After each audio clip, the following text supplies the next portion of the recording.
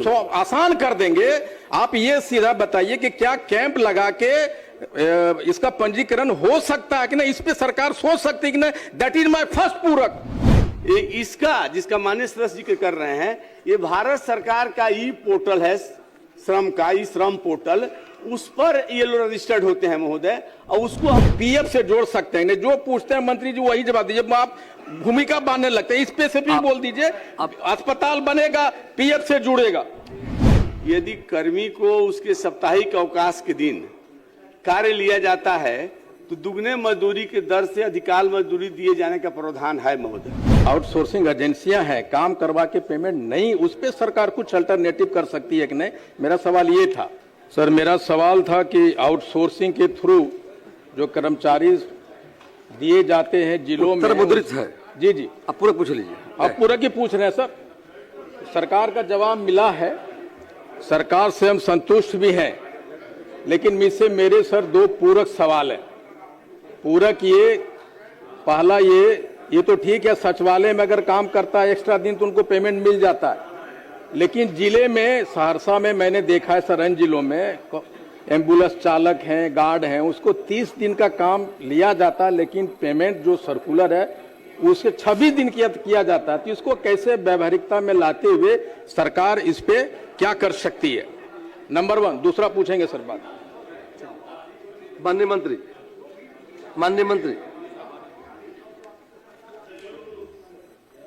अध्यक्ष महोदय, माननीय सदस्य ने जो सवाल किया है महोदय कि 30 दिन काम लिया जाता है आउटसोर्सिंग के माध्यम से जो कर्मचारी नियुक्त होते हैं, और 26 दिन का ही मानदेय भुगतान किया जाता है।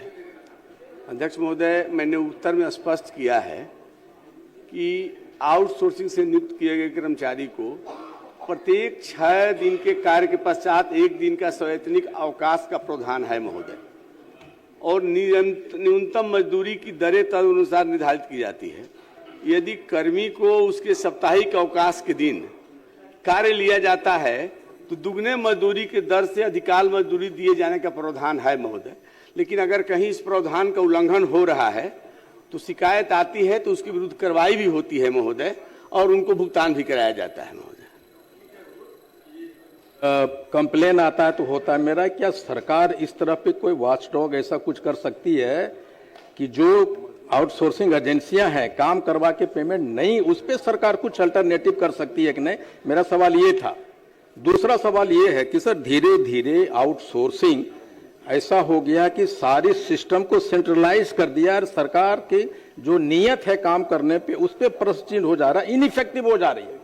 अब मेरा इसमें दूसरा पूरक ये है कि सरकार ठीक है सिलेक्शन यहां से करे एजेंसी को, लेकिन इकरारनामा उस पर कंट्रोल नहीं होता है, जिले की एजेंसियों को उस पर कंट्रोल नहीं होता, सारा चीज यहां से होता है।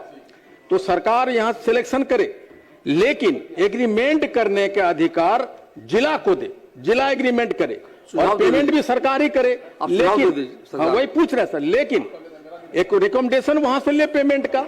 तो क्या इस तरह का जो सिलेक्शन आउटसोर्सिंग एजेंसियों को होता है, सिलेक्शन करके आगे में विचार करेगी सरकार की, जिस जिले के लिए मैन पावर सप्लाई किया जाता है उस जिले के साथ एग्रीमेंट वो एजेंसी का हो।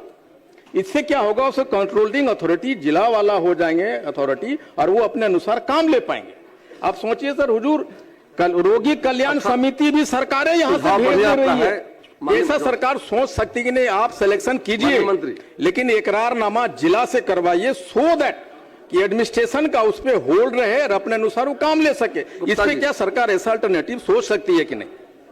माननीय अध्यक्ष महोदय, माननीय सदस्य ने बड़ा संवेदनशील मुद्दा उठाया है महोदय, और सरकार ने जो न्यूनतम मजदूरी निर्धारित किया है महोदय, और समय समय पर इसका निरीक्षण भी होता है महोदय, तो जो काम करने वाले कर्मी हैं उनका न्यूनतम मजदूरी मिले, और जितना घंटा काम निर्धारित है उतना ही घंटा काम लिया जाए महोदय, ये सरकार चाहती है।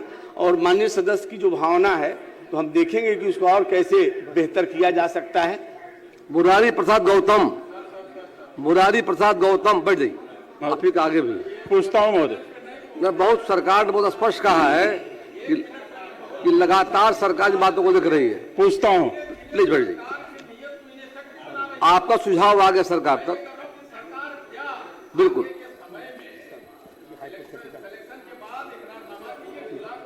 करेगी कि नहीं, इस पे मैं मेरा सरकार सवाल है। विचार करेगी। माननीय पूछता हूं महोदय, अन्य मंत्री, ये प्रश्न महोदय अध्यक्ष पर्यटन विभाग को हस्तांतरित कर दिया गया। ठीक, अगले बार में देना। आईपी गुप्ता। सर, मंत्री जी के नाम के पीछे टाइगर लगा हुआ है और जवाब भी सर एकदम टाइगरे वाला दिया है सर इन्होंने। बढ़िया ना है, बड़ा विस्तृत जवाब है सर। वाह। ये मैं जमुई से आता और वहाँ बीड़ी बनाने वाले का जी हाँ। इस संबंधित क्वेश्चन है सर। जमुई वाला पूरा नाम उत्तर लेते हैं तो इसमें सहरसा वाला सब हमको पीछे से बोलता है माननीय विधायक सदस्य, बनाया सारा सहरसा उत्तर का मुद्रित। सवाल। जी पूरक इसमें ये है हाँ, पूरा पूछिए आप सीधे। कि सर बीड़ी का जो परिचय पत्र बनाने की जो प्रक्रिया सर बहुत जटिल है।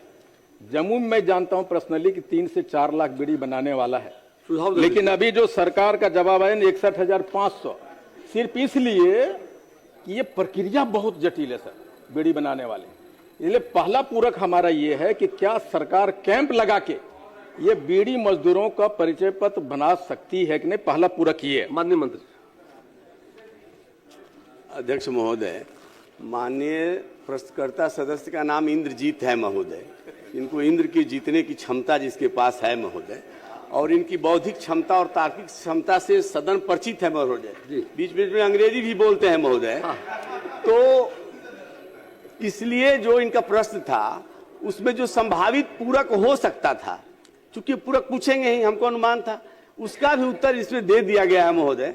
मुझे लगता है कि जो उत्तर है इससे उनको संतुष्ट हो जाना चाहिए महोदय। लेकिन कैंप लगा के हम करवाएंगे, हम तो मेरा क्वेश्चन इस पे जवाब दीजिए ना मंत्री जी कि कैंप लगा के जो जटिल प्रक्रिया है, आप 1,74,74,000 बता रहे हैं भाई, 4 लाख तो खाली जमुई में।